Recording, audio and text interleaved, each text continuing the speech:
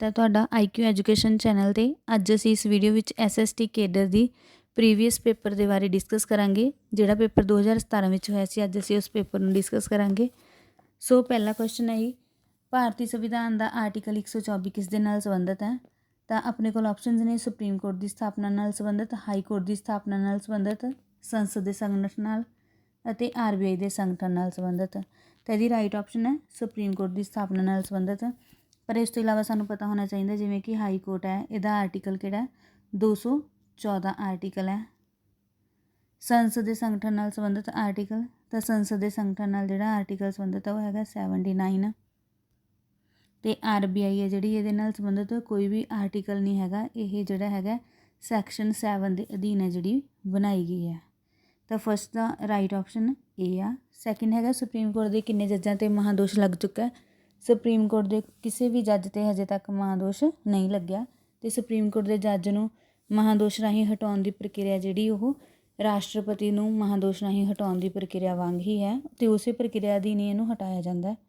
Next ਹੈ ਭਾਰਤ ਦਾ ਮੁੱਖ ਨਿਆਂਧੀਸ਼ ਕੌਣ ਹੈ? ਤਾਂ 2017 ਦੇ ਅਕੋਰਡਿੰਗ ਮੁੱਖ ਨਿਆਂਧੀਸ਼ ਹੈ ਜਿਹੜਾ ਉਹ ਦੀਪਕ ਮਿਸ਼ਰਾ। ਪਰੰਤੂ ਤੁਹਾਨੂੰ ਲੇਟੈਸਟ ਵੀ ਪਤਾ ਹੋਣਾ ਚਾਹੀਦਾ। ਲੇਟੈਸਟ 27 ਅਗਸਤ 2022 ਤੋਂ 49th ਜਿਹੜੇ ਹੈਗੇ ਆਪਣੇ ਚੀਫ ਜਸਟਿਸ ਆਫ ਇੰਡੀਆ ਉਦੇ ਉਮੇਸ਼ ਲਲਿਤ ਆਪਣਾ ਅਹੁਦਾ ਸੰਭਾਲ ਰਹੇ ਨੇ। ਅਤੇ ਇਹਨਾਂ ਤੋਂ ਪਹਿਲਾਂ ਜਿਹੜੇ 48th ਹੈ ਉਹ ਹੈਗੇ NV ਰਮਾਨਾ। ਨੈਕਸਟ ਹੈ ਆਜ਼ਾਦ ਭਾਰਤ ਵਿੱਚ ਸੁਪਰੀਮ ਕੋਰਟ ਦਾ ਪਹਿਲਾ ਮੁੱਖ ਨਿਆਂਧੀਸ਼ ਕੌਣ ਸੀ? ਤਾਂ ਇਹ ਸੀ HJ ਕਾਨੀਆ। ਅਗਲਾ ਕੁਐਸਚਨ ਹੈ ਪੰਜਾਬ ਅਤੇ ਹਰਿਆਣਾ ਹਾਈ ਕੋਰਟ ਦਾ ਮੁੱਖ ਨਿਆਂਧੀਸ਼ ਕੌਣ ਹੈ? ਇਹ ਹੈਗੇ SJ ਵਜੀਫਦਾਰ ਪੇਪਰ ਦੇ ਅਕੋਰਡਿੰਗ 2017 ਦੇ ਅਕੋਰਡਿੰਗ। ਪਰ ਜੇ ਹੁਣ ਪੁੱਛਿਆ ਜਾਵੇ ਤਾਂ ਹੁਣ ਹੈਗੇ ਲੇਟੈਸਟ ਕਰੰਟ ਹੈ ਜਿਹੜੇ ਆਪਣੇ ਰਵੀ ਸ਼ੰਕਰ ਝਾ 6 ਅਕਤੂਬਰ 2019 ਤੋਂ ਇਹ ਆਪਣੇ ਅਹੁਦੇ 'ਤੇ ਹੈਗੇ ਆ। ਇਸ ਤੋਂ ਇਲਾਵਾ ਤੁਹਾਨੂੰ ਇਹ ਵੀ ਪਤਾ ਹੋਣਾ ਚਾਹੀਦਾ ਜਿਹੜੀ ਪੰਜਾਬ ਹਰਿਆਣਾ ਹਾਈ ਕੋਰਟ ਉਹਦੇ ਵਿੱਚ ਜੱਜਾਂ ਦੀ ਗਿਣਤੀ ਕਿੰਨੀ ਹੈ? 85 ਹੈ। ਨੈਕਸਟ ਹੈ ਪੰਜਾਬ ਵਿਧਾਨ ਸਭਾ ਕਿੱਥੇ ਸਥਿਤ ਹੈ? ਤਾਂ ਇਹ ਚੰਡੀਗੜ੍ਹ ਦੇ ਵਿੱਚ ਹੈ। ਪੰਜਾਬ ਵਿਧਾਨ ਸਭਾ ਦੀਆਂ ਕਿੰਨੀਆਂ ਸੀਟਾਂ ਨੇ? 117। ਇਹਨਾਂ ਸੀਟਾਂ ਨਾਲ ਸੰਬੰਧਿਤ ਆਰਟੀਕਲ ਹੈ 170, ਜਿੱਥੋਂ ਸਾਨੂੰ ਇਹ ਪਤਾ ਲੱਗਦਾ ਕਿ ਪੰਜਾਬ ਵਿਧਾਨ ਸਭਾ ਦੀਆਂ 117 ਸੀਟਾਂ ਨੇਗੀਆਂ, ਜਾਂ ਪੰਜਾਬ ਵਿਧਾਨ ਸਭਾ ਦੀ ਵਿਵਸਥਾ ਜਿਹੜੀ ਹੈਗੀ ਉਹ ਕਿਹੋ ਜਿਹੀ ਆ। ਨੈਕਸਟ ਕੁਐਸਚਨ ਹੈ ਪੰਜਾਬ ਵਿਧਾਨ ਸਭਾ ਦਾ ਸਪੀਕਰ ਕੌਣ ਹੈ? ਤਾਂ ਪੰਜਾਬ ਵਿਧਾਨ ਸਭਾ ਦੇ ਜਿਹੜੇ ਸਪੀਕਰ ਨੇ ਉਹ ਹੈਗੇ ਆ ਰਾਣਾ KP ਸਿੰਘ। ਪਰ ਹੁਣ ਲੇਟੈਸਟ ਦੇ ਅਕੋਰਡਿੰਗ ਜਿਹੜੇ ਹੈਗੇ ਕੁਲਤਾਰ ਸਿੰਘ ਸੰਧਵਾ ਆਮ ਆਦਮੀ ਪਾਰਟੀ ਤੋਂ ਪੰਜਾਬ ਵਿਧਾਨ ਸਭਾ ਦੇ ਸਪੀਕਰ ਨੇ। ਨੈਕਸਟ ਕੁਐਸਚਨ ਹੈ ਭਾਰਤੀ ਸੰਵਿਧਾਨ ਦਾ ਕਿਹੜਾ ਆਰਟੀਕਲ ਜਨਤਕ ਦਫ਼ਤਰਾਂ ਵਿੱਚ ਨੌਕਰੀਆਂ ਅਤੇ ਮੌਕਿਆਂ ਦੀ ਸਮਾਨਤਾ ਦੇ ਅਧਿਕਾਰ ਨਾਲ ਸੰਬੰਧਿਤ ਹੈ? ਤਾਂ ਇਹ ਹੈਗਾ ਆਰਟੀਕਲ 16। ਨੈਕਸਟ ਹੈ ਮੌਲਿਕ ਅਧਿਕਾਰਾਂ ਦੀ ਸੂਚੀ ਵਿੱਚ ਸੰਪੱਤੀ ਦਾ ਅਧਿਕਾਰ ਕਿਸ ਅਧੀਨ ਹਟਾਇਆ ਗਿਆ? ਤਾਂ ਇਹ ਹੈਗਾ ਸੀ 44ਵੀਂ ਸੋਧ 1978। ਅਤੇ ਇਹਦਾ ਆਰਟੀਕਲ ਜਿਹੜਾ ਹੁਣ ਮੌਜੂਦਾ ਇਹਨੂੰ ਜਦੋਂ ਤੋਂ ਲੀਗਲ ਪ੍ਰੋਪਰਟੀ ਰਾਈਟ ਬਣਾਇਆ ਗਾ ਤਾਂ ਇਹ ਹੈਗਾ 300A। ਅਗਲਾ ਹੈ ਭਾਰਤੀ ਸੰਵਿਧਾਨ ਦਾ ਆਰਟੀਕਲ 17 ਵਕਾਲਤ ਕਰਦਾ ਹੈ। ਤਾਂ ਇਹ ਕਰਦਾ ਅਛੂਹਣਤਾ ਦੇ ਖਾਤਮੇ ਦੀ, ਜਿਹੜਾ ਛੂਤ-ਛਾਤ ਦਾ ਖਾਤਮਾ ਉਹਦੀ ਵਕਾਲਤ ਕਰਦਾ ਇਹ। ਅਤੇ ਇਹ ਆਰਟੀਕਲ ਹੈ ਜਿਹੜਾ ਡਾਕਟਰ BR ਅੰਬੇਦਕਰ ਦੀ ਬਦੌਲਤ ਹੈ ਜਿਹੜਾ ਇਹ ਸੰਵਿਧਾਨ ਦੇ ਵਿੱਚ ਐਡ ਕੀਤਾ ਗਿਆ। ਅਗਲਾ ਕੁਐਸਚਨ ਹੈ ਭਾਰਤੀ ਸੰਵਿਧਾਨ ਦਾ ਆਰਟੀਕਲ 19 ਭਾਰਤ ਵਿੱਚ ਨਾਗਰਿਕਾਂ ਨੂੰ ਗਰੰਟੀ ਦਿੰਦਾ ਹੈ।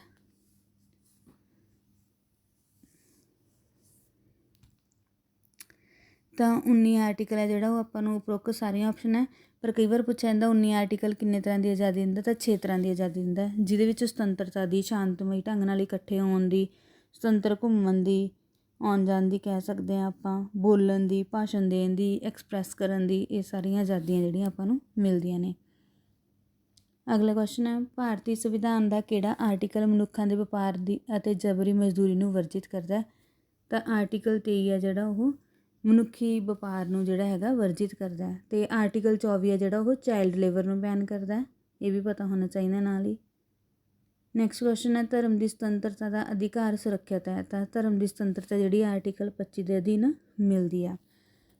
ਅਗਲਾ ਹੀ ਸਵਰਨ ਸਿੰਘ ਕਮੇਟੀ ਨੇ ਕਿਸ ਦੀ ਸਿਫਾਰਿਸ਼ ਕੀਤੀ ਹੈ? ਤਾਂ ਮੌਲਿਕ ਕਰਤੱਵਾਂ ਦੀ ਕੀਤੀ ਹੈ, ਅਤੇ ਜਿਨ੍ਹਾਂ ਨੂੰ ਕਿ 42ਵੀਂ ਸੋਧ 1976 ਦੇ ਵਿੱਚ ਸੰਵਿਧਾਨ ਦੇ ਵਿੱਚ ਸ਼ਾਮਿਲ ਕੀਤਾ ਗਿਆ। ਅਤੇ ਇਹ ਕੁੱਲ 10 ਜਿਹੜੇ ਹੈਗੇ ਮੌਲਿਕ ਅਧਿਕਾਰ ਸੀ ਜਿਨ੍ਹਾਂ ਨੂੰ ਸ਼ਾਮਿਲ ਕੀਤਾ ਗਿਆ। ਭਾਰਤ ਦੇ ਮੌਲਿਕ ਅਧਿਕਾਰ ਨੂੰ ਕਿਸ ਸੰਵਿਧਾਨ ਤੋਂ ਲਿਆ ਗਿਆ ਹੈਗਾ? ਤਾਂ USSR ਦੇ ਸੰਵਿਧਾਨ ਤੋਂ ਜਿਹੜੇ ਹੈਗੇ ਮੌਲਿਕ ਅਧਿਕਾਰ ਲਏ ਗਏ ਨੇ। ਅਗਲਾ ਹੈਗਾ 1945 ਵਿੱਚ ਇਸ ਦੀ ਉਤਪत्ति ਸਮੇਂ ਸੰਯੁਕਤ ਰਾਸ਼ਟਰ ਦੇ ਮੈਂਬਰਾਂ ਦੀ ਗਿਣਤੀ ਕਿੰਨੀ ਸੀ? ਤਾਂ ਸੰਯੁਕਤ ਰਾਸ਼ਟਰ ਦੀ ਮੈਂਬਰਾਂ ਦੀ ਗਿਣਤੀ 1945 ਦੇ ਵਿੱਚ 51 ਸੀ ਅਤੇ ਵਰਤਮਾਨ ਸਮੇਂ 193 ਮੈਂਬਰ ਨੇ। ਅਤੇ ਜਿਹੜਾ ਇਹਨਾਂ ਦਾ ਲੇਟੈਸਟ ਮੈਂਬਰ ਹੈ ਉਹ ਹੈਗਾ ਸੀ 2011 ਦੇ ਵਿੱਚ ਬਣਿਆ ਸੀਗਾ ਸਾਊਥ ਸੁਡਾਨ, 193ਵਾਂ ਦੇਸ਼ ਕਹਿ ਸਕਦੇ ਹਾਂ। ਇਸ ਤੋਂ ਇਲਾਵਾ ਆਪਾਂ ਨੂੰ ਪਤਾ ਹੋਣਾ ਚਾਹੀਦਾ ਇਹਦਾ ਹੈੱਡ ਆਫਿਸ ਹੈ ਜਿਹੜਾ ਉਹ ਨਿਊਯਾਰਕ ਦੇ ਵਿੱਚ ਹੈ। ਨੈਕਸਟ ਕੁਐਸਚਨ ਹੈ, ਸੰਯੁਕਤ ਰਾਸ਼ਟਰ ਦਾ ਹੈੱਡਕੁਆਟਰ ਕਿੱਥੇ ਹੈ? ਨਿਊਯਾਰਕ ਦੇ ਵਿੱਚ। ਸੰਯੁਕਤ ਰਾਸ਼ਟਰ ਵਿੱਚ ਕਿਹੜੇ ਦੇਸ਼ ਕੋਲ ਵੀਟੋ ਪਾਵਰ ਨਹੀਂ ਹੈ? ਤਾਂ ਕਿਹੜੇ ਦੇਸ਼ ਕੋਲ ਵੀਟੋ ਪਾਵਰ ਨਹੀਂ ਆ? ਆਸਟ੍ਰੇਲੀਆ ਕੋਲ।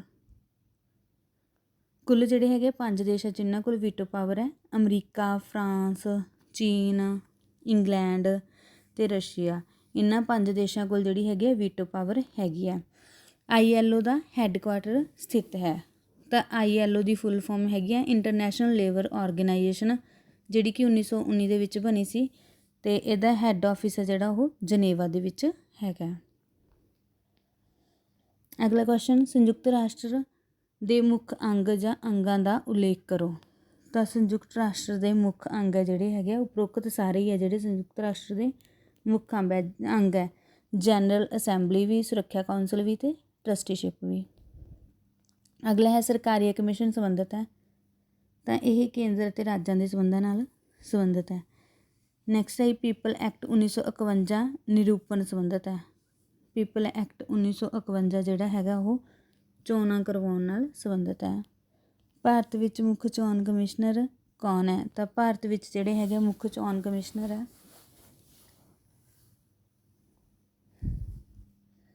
2017 ਦੇ ਅਕੋਰਡਿੰਗ ਅਚਲ ਕੁਮਾਰ ਜੋਤੀ ਹੈ। ਪਰ ਕਈ ਵਾਰ ਆਪਾਂ ਨੂੰ ਹੁਣ ਜਿਵੇਂ ਲੇਟੈਸਟ ਵੀ ਪੁੱਛਿਆ ਜਾ ਸਕਦਾ ਪੇਪਰ ਦੇ ਵਿੱਚ, ਉਹ ਹੈਗੇ ਆ ਸ਼੍ਰੀ ਰਾਜੀਵ ਕੁਮਾਰ। 15 ਮਈ 2022 ਨੂੰ ਇਹਨਾਂ ਨੇ ਆਪਣਾ ਅਹੁਦਾ ਜਿਹੜਾ ਹੈਗਾ ਉਹ ਸੰਭਾਲਿਆ ਸੀ। ਨੈਕਸਟ ਹੈ ਭਾਰਤ ਵਿੱਚ ਪਹਿਲਾ ਮੁੱਖ ਚੋਣ ਕਮਿਸ਼ਨਰ ਕੌਣ ਸੀ? ਤਾਂ ਭਾਰਤ ਵਿੱਚ ਪਹਿਲਾ ਮੁੱਖ ਚੋਣ ਕਮਿਸ਼ਨਰ ਸੀ ਸੁਕੁਮਾਰ ਸੇਨ। ਅਗਲਾ ਹੈ ਨੋਟਾਂ ਨੂੰ ਪਹਿਲੀ ਵਾਰ 5 ਰਾਜਾਂ ਦੀਆਂ ਚੋਣਾਂ ਵਿੱਚ ਪ੍ਰਯੋਗ ਕੀਤਾ ਗਿਆ। ਤਾਂ ਨੋਟਾਂ ਨੂੰ ਪਹਿਲੀ ਵਾਰ 5 ਰਾਜਾਂ ਦੀਆਂ ਚੋਣਾਂ ਵਿੱਚ ਕਦੋਂ ਪ੍ਰਯੋਗ ਕੀਤਾ ਗਿਆ ਸੀਗਾ? ਨਵੰਬਰ 2013 ਦੇ ਵਿੱਚ। ਭਾਰਤ ਵਿੱਚ ਸਧਾਰਨ ਚੋਣ ਇਸ ਆਧਾਰ 'ਤੇ ਕੀਤੀ ਜਾਂਦੀ ਹੈ? ਤਾਂ ਸਧਾਰਨ ਚੋਣ ਕਿਸ ਆਧਾਰ 'ਤੇ ਕੀਤੀ ਜਾਂਦੀ ਆ? ਬਾਲਗ ਮਤ ਅਧਿਕਾਰ 'ਤੇ। ਬਾਲਗ ਮਤ ਅਧਿਕਾਰ ਹੈ ਵੀ 18 ਸਾਲ ਅਤੇ 18 ਸਾਲ ਤੋਂ ਉੱਪਰ ਦੇ ਵਿਅਕਤੀਆਂ ਨੂੰ ਜਿਹੜਾ ਹੈਗਾ ਵੋਟ ਪਾਉਣ ਦਾ ਅਧਿਕਾਰ ਹੈ। ਨੈਕਸਟ ਕੁਐਸਚਨ ਹੈ ਭਾਰਤੀ ਸੰਵਿਧਾਨ ਦੀ ਡਰਾਫਟਿੰਗ ਕਮੇਟੀ ਦੇ ਚੇਅਰਮੈਨ ਇਹ ਹੈਗੇ ਡਾਕਟਰ BR ਅੰਬੇਦਕਰ, ਜਿਨ੍ਹਾਂ ਨੂੰ ਫਾਦਰ ਆਫ ਇੰਡੀਅਨ ਕੌਨਸਟੀਟਿਊਸ਼ਨ ਵੀ ਕਿਹਾ ਜਾਂਦਾ ਅਤੇ ਆਰਕੀਟੈਕਟ ਇੰਡੀਅਨ ਕੌਨਸਟੀਟਿਊਸ਼ਨ ਵੀ ਕਿਹਾ ਜਾਂਦਾ।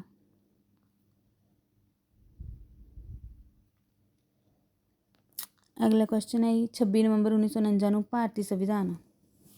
ਤਾਂ ਭਾਰਤੀ ਸੰਵਿਧਾਨ ਪਾਸ ਵੀ ਘੋਸ਼ਿਤ ਕੀਤਾ ਗਿਆ ਸੀ ਅਤੇ ਪ੍ਰਭਾਵ ਵਿੱਚ ਵੀ ਲਿਆਂਦਾ ਗਿਆ ਸੀ। ਤਾਂ ਇਹਦੀ ਡੀ ਆਪਸ਼ਨ ਹੈ ਜਿਹੜੀ ਉਹ ਰਾਈਟ ਆ। ਭਾਰਤੀ ਸੰਵਿਧਾਨ ਦਾ ਖਾਕਾਰ ਕਿਸ ਨੂੰ ਕਿਹਾ ਜਾਂਦਾ ਹੈ? ਭਾਰਤੀ ਸੰਵਿਧਾਨ ਦਾ ਖਾਕਾਰ ਗਵਰਨਮੈਂਟ ਐਕਟ 1935 ਨੂੰ ਕਿਹਾ ਜਾਂਦਾ ਹੈ, ਕਿਉਂਕਿ 75% ਜਿਹੜਾ ਭਾਰਤੀ ਸੰਵਿਧਾਨ ਆ ਉਹ ਗਵਰਨਮੈਂਟ ਐਕਟ 1935 ਦੇ ਅਕੋਰਡਿੰਗ ਹੀ ਬਣਾਇਆ ਗਿਆ। ਅਗਲਾ ਹੈ ਭਾਰਤੀ ਸੰਵਿਧਾਨ ਦੀਆਂ ਵਿਸ਼ੇਸ਼ਤਾਵਾਂ ਹਨ, ਜਿਵੇਂ ਕਿ ਇਕਾਤਮਕ ਵਿਸ਼ੇਸ਼ਤਾਵਾਂ ਨਾਲ ਸੰਘੀ ਪ੍ਰਬੰਧ। ਤਾਂ ਆਪਣੇ ਦੇਸ਼ ਦੇ ਵਿੱਚ ਯੂਨਿਟਰੀ ਅਤੇ ਫੈਡਰਲ ਗਵਰਨਮੈਂਟ ਹੈ ਜਿਹੜੀ ਦੋਨੋਂ ਤਰ੍ਹਾਂ ਦੀ ਹੈ, ਬਟ ਉਹ ਇਕਾਤਮਕ ਵਿਸ਼ੇਸ਼ਤਾਵਾਂ ਦੇ ਨਾਲ ਹੀ ਫੈਡਰਲ ਗਵਰਨਮੈਂਟ ਹੈ। ਠੀਕ ਹੈ। ਭਾਰਤੀ ਸੰਵਿਧਾਨ ਦੀ ਚੌਥੀ ਸੂਚੀ ਹੈ ਜਿਹੜੀ ਉਹ ਅਨੁਸੂਚੀ ਸੰਬੰਧਿਤ ਹੈ। ਤਾਂ ਚੌਥੀ ਜਿਹੜੀ ਹੈਗੀ ਹੈ ਰਾਜ ਸਭਾ ਦੀਆਂ ਸੀਟਾਂ ਦੀ ਵੰਡ ਦੇ ਨਾਲ ਸੰਬੰਧਿਤ ਹੈ। ਨੈਕਸਟ ਹੈ ਭਾਰਤੀ ਸੰਵਿਧਾਨ ਦੀ 11ਵੀਂ ਅਨੁਸੂਚੀ ਸੰਬੰਧਿਤ ਹੈ। 11ਵੀਂ ਹੈਗੀ ਹੈ ਪੰਚਾਇਤੀ ਰਾਜ ਨਾਲ, ਜਿਹਨੂੰ 73ਵੀਂ ਸੋਧ 1992 ਦੇ ਵਿੱਚ ਸੰਵਿਧਾਨ ਦਾ ਹਿੱਸਾ ਬਣਾਇਆ ਗਿਆ ਸੀ ਅਤੇ ਪੰਚਾਇਤਾਂ ਕੁੱਲ 29 ਵਿਸ਼ਿਆਂ 'ਤੇ ਜਿਹੜੀਆਂ ਹੈਗੀਆਂ ਆਪਣੇ ਬਿੱਲ ਹੈ ਜਿਹੜੇ ਉਹ ਬਣਾ ਸਕਦੀਆਂ।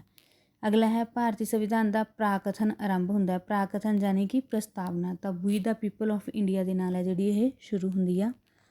ਅਗਲਾ ਹੈਗਾ 42ਵੀਂ ਸੋਧ ਐਕਟ 1976 'ਚ ਭਾਰਤੀ ਸੰਵਿਧਾਨ ਵਿੱਚ ਸੰਮਿਲਿਤ ਹੈ। ਤਾਂ 42ਵੇਂ ਐਕਟ ਦੇ ਅਧੀਨ ਭਾਰਤੀ ਸੰਵਿਧਾਨ ਦੇ ਵਿੱਚ ਸ਼ਾਮਲ ਆ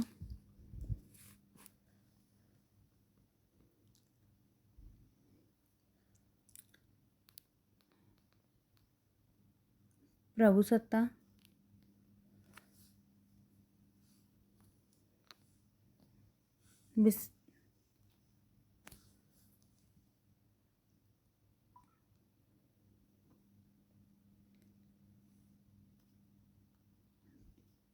35ਵੇਂ ਦਾ ਸਹੀ ਆਨਸਰ ਹੈ ਜੀ ਏ। ਭਾਰਤ ਦੇ ਸੰਵਿਧਾਨ ਦਾ ਮੂਲ ਢਾਂਚਾ ਸੰਬੰਧਿਤ ਹੈ, ਤਾਂ ਭਾਰਤ ਦੇ ਸੰਵਿਧਾਨ ਦਾ ਮੂਲ ਢਾਂਚਾ ਸੰਬੰਧਿਤ ਹੈ ਕੇਸ਼ਵਾਨੰਦ ਭਾਰਤੀ ਵਰਸਸ ਸਟੇਟ ਆਫ ਕੇਰਲਾ।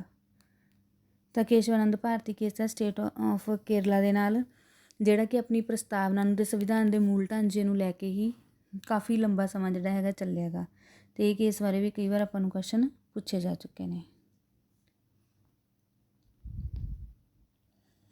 ਅਗਲਾ ਕੁਐਸਚਨ ਹੈ ਮੰਡਲ ਕਮਿਸ਼ਨ ਸੰਬੰਧਿਤ ਹੈ, ਮੰਡਲ ਕਮਿਸ਼ਨ ਸੰਬੰਧਿਤ ਹੈ ਪਿਛੜੇ ਵਰਗਾਂ ਦੇ ਨਾਲ। ਨੈਕਸਟ ਹੈ ਸਾਮਵਾਦੀ ਘੋਸ਼ਣਾ ਪੱਤਰ ਕਿਸ ਨੇ ਲਿਖਿਆ? ਤਾਂ ਸਾਮਵਾਦੀ ਜਿਹੜਾ ਘੋਸ਼ਣਾ ਪੱਤਰ ਆ ਉਹ ਕਾਰਲ ਮਾਰਕਸ ਤੇ ਐਂਜਲਸ ਨੇ ਲਿਖਿਆ ਸੀ। ਲਿਬਰਟੀ ਸ਼ਬਦ ਲਿਆ ਗਿਆ, ਲਿਬਰਟੀ ਸ਼ਬਦ ਲੈਟਿਨ ਭਾਸ਼ਾ ਤੋਂ ਲਿਆ ਗਿਆ। ਮਨੁੱਖੀ ਅਧਿਕਾਰਾਂ ਦੀ ਘੋਸ਼ਣਾ 1799 ਦਰਸਾਉਂਦੀ ਹੈ, ਤਾਂ ਇਹ ਆਦਮੀ ਦੀ ਕੁਦਰਤੀ ਸਮਾਨਤਾ ਦਰਸਾਉਂਦੀ ਹੈ। ਕਾਨੂੰਨ ਦੇ ਸੋਮੇ ਕੀ ਹਨ? ਕਾਨੂੰਨ ਦੇ ਸੋਮੇ ਧਰਮ ਵੀ ਹੈ, ਰਵਾਇਤਾਂ ਵੀ ਹੈ, ਨਿਆਇਕ ਫੈਸਲੇ ਵੀ ਹੈ। ਅਗਲਾ ਹੈ ਦਿੱਲੀ ਰਾਜ ਵਿੱਚ ਕਿਹੜੀ ਪਾਰਟੀ ਪ੍ਰਸ਼ਾਸਨ ਕਰ ਰਹੀ ਹੈ? ਤਾਂ ਆਮ ਆਦਮੀ ਪਾਰਟੀ। ਉੱਤਰ ਪ੍ਰਦੇਸ਼ ਵਿੱਚ ਹਾਲ ਵਿੱਚ ਹੋਈਆਂ ਚੋਣਾਂ, ਰਾਜ ਚੋਣਾਂ ਵਿੱਚ ਕਿਸ ਪਾਰਟੀ ਨੇ ਜਿੱਤੀਆਂ? ਤਾਂ ਇਹ ਬੀਜੇਪੀ ਨੇ ਜਿੱਤੀਆਂ ਸੀ। ਵਿਨੋਬਾ ਭਾਵੇ ਜੁੜਿਆ ਹੈ, ਭੂਦਾਨ ਦੇ ਨਾਲ ਜੁੜਿਆ ਹੈ, ਕਿਉਂਕਿ ਭੂਦਾਨ ਦਾ ਕਨਸੈਪਟ ਹੈ ਜਿਹੜਾ ਟਰਸਟੀਸ਼ਿਪ ਦਾ ਮਹਾਤਮਾ ਗਾਂਧੀ ਨੇ ਦਿੱਤਾ ਸੀ। ਅਤੇ ਜਿਹੜਾ ਹੈਗਾ ਵਿਨੋਬਾ ਭਾਵੇ ਇਹਨਾਂ ਨੂੰ ਮਹਾਤਮਾ ਗਾਂਧੀ ਦਾ ਸਭ ਤੋਂ ਵੱਡਾ ਸਕਸੈਸਰ ਵੀ ਮੰਨਿਆ ਜਾਂਦਾ। ਨੈਕਸਟ ਹੈ ਪੰਜਾਬ ਵਿਧਾਨ ਸਭਾ ਵਿੱਚ ਵਿਪੱਖ ਦਾ ਵਿਰੋਧੀ ਲੀਡਰ। ਤਾਂ ਉਸ ਟਾਈਮ ਤਾਂ ਮਤਲਬ ਜੇ ਤੁਹਾਡਾ ਐਗਜ਼ਾਮ ਹੋਇਆ ਤਾਂ ਸੁਖਪਾਲ ਸਿੰਘ ਖਹਿਰਾ ਸੀ, ਪਰੰਤੂ ਜੇ ਹੁਣ ਦੇ ਟਾਈਮ ਪੁੱਛਿਆ ਜਾਵੇ ਤਾਂ ਪ੍ਰਤਾਪ ਸਿੰਘ ਬਾਜਵਾ 9 ਅਪ੍ਰੈਲ 2022 ਤੋਂ ਕਾਂਗਰਸ ਵੱਲੋਂ ਵਿਰੋਧੀ ਦਲ ਦੇ ਨੇਤਾ ਜਿਹੜੇ ਹੈਗੇ ਉਹ ਚੁਣੇ ਗਏ ਆ। ਨੈਕਸਟ ਕੁਐਸਚਨ ਹੈ ਜੇ ਜੈ ਲਲਿਤਾ ਕਿਸ ਰਾਜ ਤੋਂ ਨੇ? ਜੇ ਜੈ ਲਲਿਤਾ ਕਿਸ ਰਾਜ ਤੋਂ ਆ? ਤਾਮਿਲਨਾਡੂ। ਅਗਲਾ ਕੁਐਸਚਨ ਹੈ 1957 ਵਿੱਚ ਪੰਚਾਇਤੀ ਰਾਜ ਇਸ ਦੀ ਸਿਫਾਰਿਸ਼ 'ਤੇ ਲਾਗੂ ਕੀਤਾ ਗਿਆ ਸੀ। ਤਾਂ 1957 'ਚ ਪੰਚਾਇਤੀ ਰਾਜ ਜਿਹੜਾ ਬਲਵੰਤ ਰਾਏ ਮਹਿਤਾ ਦੀ ਰਿਪੋਰਟ 'ਤੇ ਲਾਗੂ ਕੀਤਾ ਗਿਆ ਸੀ, ਜਿਨ੍ਹਾਂ ਨੇ ਆਪਾਂ ਨੂੰ ਲੋਕਲ ਗਵਰਨਮੈਂਟ ਦੇ 3 ਟਾਇਰ ਸਿਸਟਮ ਹੈ ਜਿਹੜਾ ਦਿੱਤਾ। ਅਗਲਾ ਹੈਗਾ 48 CPIM ਹੋਂਦ ਵਿੱਚ ਆਈ। ਤਾਂ CPIM ਹੈ ਜਿਹੜੀ ਉਹ 1964 ਵਿੱਚ ਹੋਂਦ ਵਿੱਚ ਆਈ ਸੀ। 1 ਨਵੰਬਰ 1964। ਨੈਕਸਟ ਹੈ ਪੰਜਾਬ ਵਿੱਚ ਕਿਸ ਪਾਰਟੀ ਦਾ ਚੋਣ ਨਿਸ਼ਾਨ ਤੱਕੜੀ ਆ? ਤਾਂ ਸ਼੍ਰੋਮਣੀ ਅਕਾਲੀ ਦਲ। ਅਗਲਾ ਕੁਐਸਚਨ ਹੈ ਅੰਦੋਲਨ ਵਿੱਚ ਮਜ਼ਦੂਰ ਵਰਗ 'ਤੇ ਕਿਸ ਨੇ ਜ਼ੋਰ ਦਿੱਤਾ? ਕਾਰਲ ਮਾਰਕਸ ਨੇ। ਗਾਂਧੀਵਾਦ ਲੀਡਰ ਦੀ ਪਛਾਣ ਕਰੋ। ਵਿਨੋਬਾ ਭਾਵੇ। ਕਾਰਲ ਮਾਰਕਸ ਦਾ ਭੌਤਿਕਵਾਦੀ ਸਿਧਾਂਤ ਤਾਂ ਉਹ ਹੈਗਾ ਕਾਰਲ ਮਾਰਕਸ ਸੰਬੰਧਿਤ ਸੀ ਇਤਿਹਾਸਕ ਭੌਤਿਕਵਾਦ ਨਾਲ। ਕਾਰਲ ਮਾਰਕਸ ਹੈ ਉਹਦਾ ਡੂੰਘਾ ਸੰਬੰਧ ਸੀ। MK ਗਾਂਧੀ ਲੇਖਕ ਨੇ ਹਿੰਦ ਸਵਰਾਜ ਦੇ। ਕਾਰਲ ਮਾਰਕਸ ਨੇ ਇਸ ਪ੍ਰਕਿਰਿਆ ਨੂੰ ਪ੍ਰਭਾਵਿਤ ਕੀਤਾ, ਤਾਂ ਉਹਨਾਂ ਨੇ ਉਪਰੋਕਤ ਸਾਰੇ ਹੀ ਅੰਦੋਲਨਾਂ ਨੂੰ ਪ੍ਰਭਾਵਿਤ ਕੀਤਾ ਸੀ। ਨੈਕਸਟ ਕੁਐਸਚਨ ਹੈ ਭਾਰਤੀ ਸੰਸਦ ਦਾ ਹੇਠਲਾ ਸਦਨ ਹੈ ਜਿਹੜਾ ਕਹਿਲਾਉਂਦਾ, ਤਾਂ ਹੇਠਲਾ ਸਦਨ ਕੀ ਕਹਿਲਾਉਂਦਾ ਗਾ? ਲੋਕ ਸਭਾ।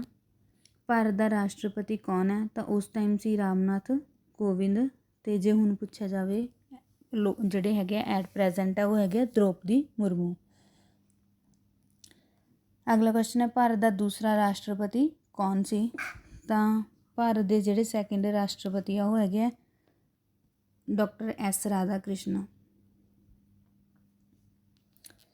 ਭਾਰਤ ਦੇ ਰਾਸ਼ਟਰਪਤੀ ਨੂੰ ਇਸ ਆਰਟੀਕਲ ਅਧੀਨ ਦੋਸ਼ੀ ਠਹਿਰਾਇਆ ਜਾ ਸਕਦਾ ਹੈ? ਤਾਂ 61 ਆਰਟੀਕਲ ਅਧੀਨ ਭਾਰਤ ਦਾ ਜਿਹੜਾ ਰਾਸ਼ਟਰਪਤੀ ਆ ਉਹਨੂੰ ਦੋਸ਼ੀ ਠਹਿਰਾਇਆ ਜਾ ਸਕਦਾ ਹੈ। ਅਤੇ ਇਹਦੇ ਲਈ ਇਹ ਸੁਵਿਧਾ ਵੀ ਕੀਤੀ ਗਈ ਹੈ ਕਿ ਜਿਹੜਾ ਰਾਸ਼ਟਰਪਤੀ ਨੂੰ ਹਟਾਉਣ ਦੇ ਲਈ ਬਿੱਲ ਪੇਸ਼ ਕੀਤਾ ਜਾਂਦਾ, ਮਤਾ ਪੇਸ਼ ਕੀਤਾ ਜਾਂਦਾ, ਉਹ ਸੰਸਦ ਦੇ ਦੋਨਾਂ ਸਦਨਾਂ 'ਚੋਂ ਕਿਸੇ ਵੀ ਸਦਨ ਦੇ ਵਿੱਚ 2/3 ਬਹੁਮਤ ਨਾਲ ਅਸੀਂ ਪਾਸ ਵੀ ਕਰ ਸਕਦੇ ਹਾਂ ਅਤੇ ਪੇਸ਼ ਵੀ ਕਰ ਸਕਦੇ ਹਾਂ। ਅਗਲਾ ਹੈ ਆਜ਼ਾਦ ਉਮੀਦਵਾਰ ਦੇ ਤੌਰ 'ਤੇ ਕਿਸ ਨੇ ਭਾਰਤ ਦੇ ਰਾਸ਼ਟਰਪਤੀ ਦੀ ਚੋਣ ਜਿੱਤੀ ਸੀ? ਤਾਂ VV ਗਿਰੀ ਹੈ ਜਿਹੜੇ ਇਹਨਾਂ ਨੇ ਆਜ਼ਾਦ ਉਮੀਦਵਾਰ ਦੇ ਤੌਰ 'ਤੇ ਭਾਰਤ ਦੇ ਰਾਸ਼ਟਰਪਤੀ ਦੀ ਚੋਣ ਜਿੱਤੀ ਸੀ, ਅਤੇ ਸਾਡੇ ਚੌਥੇ ਜਿਹੜੇ ਹੈਗੇ ਰਾਸ਼ਟਰਪਤੀ ਸੀ। ਨੈਕਸਟ ਹੈ ਭਾਰਤ ਦੇ ਮੁੱਖ ਨਿਆਂਧੀਸ਼ ਦਾ ਉਲੇਖ ਕਰੋ ਜੋ ਭਾਰਤ ਦਾ ਕਾਰਜਵਾਹਕ ਰਾਸ਼ਟਰਪਤੀ ਬਣਿਆ। ਤਾਂ M ਹਦਾਇਤ ਉੱਲਾ, ਜੀ ਆ ਜਿਹੜੇ ਸਾਡੇ ਕਾਰਜਵਾਹਕ ਰਾਸ਼ਟਰਪਤੀ ਜਾਂ ਫਸਟ ਆਪਾਂ ਕਹਿ ਸਕਦੇ ਹਾਂ ਐਕਟਿੰਗ ਪ੍ਰੈਜ਼ੀਡੈਂਟ ਜਿਹੜੇ ਹੈਗੇ ਆ ਬਣੇ ਆ। ਐਮ ਹਦਾਇਤੁੱਲਾ 1969 ਦੇ ਵਿੱਚ ਬਣੇ ਆ। ਅਗਲਾ ਹੈ ਰਾਜ ਸਭਾ ਲਈ ਨਿਊਨਤਮ ਉਮਰ, ਤਾਂ ਰਾਜ ਸਭਾ ਲਈ ਨਿਊਨਤਮ ਉਮਰ 30 ਸਾਲ। ਲੋਕ ਸਭਾ ਲਈ ਨਿਊਨਤਮ ਉਮਰ ਕਿੰਨੀ ਹੋਣੀ ਚਾਹੀਦੀ ਹੈ? 25 ਸਾਲ। ਲੋਕ ਸਭਾ ਦਾ ਪਹਿਲਾ ਸਪੀਕਰ ਕੌਣ ਸੀ? ਜੀ ਬੀ ਮਾਵਲੰਕਰ, ਜਿਨ੍ਹਾਂ ਨੂੰ ਫਾਦਰ ਆਫ ਜਿਹੜੇ ਹੈਗਾ ਲੋਕ ਸਭਾ ਵੀ ਕਿਹਾ ਜਾਂਦਾ।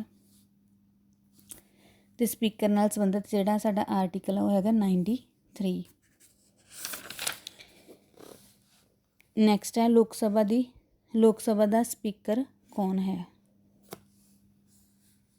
ਲੋਕ ਸਭਾ ਦਾ ਸਪੀਕਰ ਜਿਸ ਟਾਈਮ ਇਹ ਐਗਜ਼ਾਮ ਸੀ 2017 ਤੋਂ ਸੁਮਿਤਰਾ ਮਹਾਜਨ ਸੀ, ਅਤੇ ਇਸ ਟਾਈਮ ਜਿਹੜੇ ਹੈਗੇ ਆ ਓਮ ਬਿਰਲਾ ਨੇ ਵਰਤਮਾਨ ਸਮੇਂ।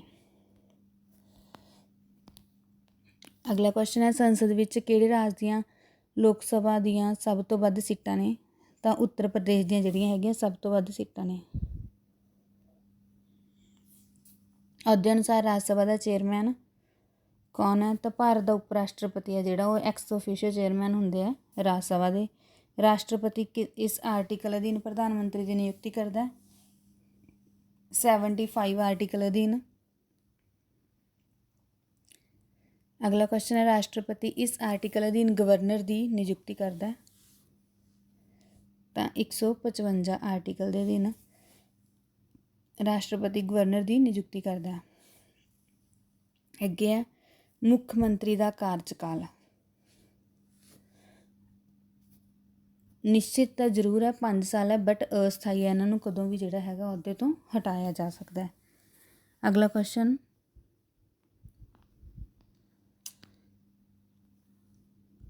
ਭਾਰਤੀ ਸੰਵਿਧਾਨ ਨਾਗਰਿਕਤਾ ਦੇ ਮਸਲੇ ਨਾਲ ਇਸ ਆਰਟੀਕਲ ਅਧੀਨ ਨਜਿੱਠਦਾ ਹੈਗਾ। ਤਾਂ 5 ਤੋਂ 11 ਆਰਟੀਕਲ ਅਤੇ ਪਾਰਟ 2 ਭਾਰਤ ਦੇ ਵਿਦੇਸ਼ੀ ਨਾਗਰਿਕ ਸ਼ਰਤ ਨੂੰ ਸੰਵਿਧਾਨ ਵਿੱਚ ਸ਼ਾਮਿਲ ਕੀਤਾ ਗਿਆ। ਤਾਂ ਇਹ ਕੀਤਾ ਗਿਆ ਸੀ ਜੀ 2003 ਦੇ ਵਿੱਚ। ਅਗਲਾ ਹੈ ਕੌਣ ਗੁੱਟ ਨਿਰਪੇਖ ਮੁਹਿੰਮ ਦਾ ਲੀਡਰ ਨਹੀਂ ਸੀ? ਜੋਸਫ ਸਟਾਲਿਨ ਹੈ ਜਿਹੜਾ ਉਹ ਲੀਡਰ ਨਹੀਂ ਸੀ। ਜਵਾਹਰ ਲਾਲ ਨਹਿਰੂ ਤਾਂ ਸੀ, ਇਹਨਾਂ ਨੇ ਹੀ ਤਾਂ ਇੱਕ ਜਿਹੜਾ ਹੈਗਾ ਆਪਣੀ ਸਪੀਚ ਦਿੱਤੀ ਸੀ ਗੁੱਟ ਨਿਰਪੇਖ 'ਤੇ। ਅਗਲਾ ਹੈ ਪੰਚਸ਼ੀਲ ਦੀ ਧਾਰਨਾ ਸੰਬੰਧਿਤ ਹੈ। ਪੰਚਸ਼ੀਲ ਦੀ ਧਾਰਨਾ ਜਿਹੜੀ ਹੈਗੀ ਆ ਉਹ ਗੁੱਟ ਨਿਰਪੇਖ ਜਾਂ ਨੋਨ ਅਲਾਈਨਮੈਂਟ ਮੂਵਮੈਂਟ ਨਾਲ ਸੰਬੰਧਿਤ ਹੈ। ਪੰਚਸ਼ੀਲ ਤੋਂ ਯਾਦ ਹੋਣਾ ਚਾਹੀਦਾ ਕਿ ਪੰਚਸ਼ੀਲ ਦਾ ਸਮਝੌਤਾ ਭਾਰਤ ਅਤੇ ਚੀਨ ਦੇ ਵਿਚਕਾਰ ਹੋਇਆ ਸੀ।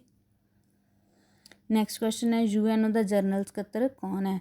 ਪੇਪਰ ਦੇ ਅਕੋਰਡਿੰਗ ਬਾਨ ਕੀ ਮੂਨ, ਪਰ ਜੇ ਐਟ ਪ੍ਰੈਜ਼ੈਂਟ ਪੁੱਛਿਆ ਜਾਵੇ ਤਾਂ ਐਂਟੋਨੀਓ ਗੁਟਰਸ।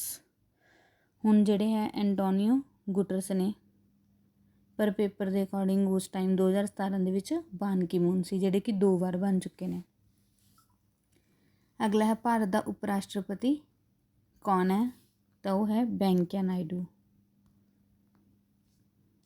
ਉਮੀਦ ਕਰਦੇ ਹਾਂ ਤੁਹਾਨੂੰ ਇਹ ਟੈਸਟ ਸੀਰੀਜ਼ ਅਤੇ ਮਤਲਬ ਪ੍ਰੀਵੀਅਸ ਪੇਪਰ ਦੀ ਜਿਹੜੀ ਹੈਗੀ ਪ੍ਰੈਕਟਿਸ ਹੈ ਉਹ ਬਹੁਤ ਵਧੀਆ ਲੱਗੀ ਹੋਵੇਗੀ।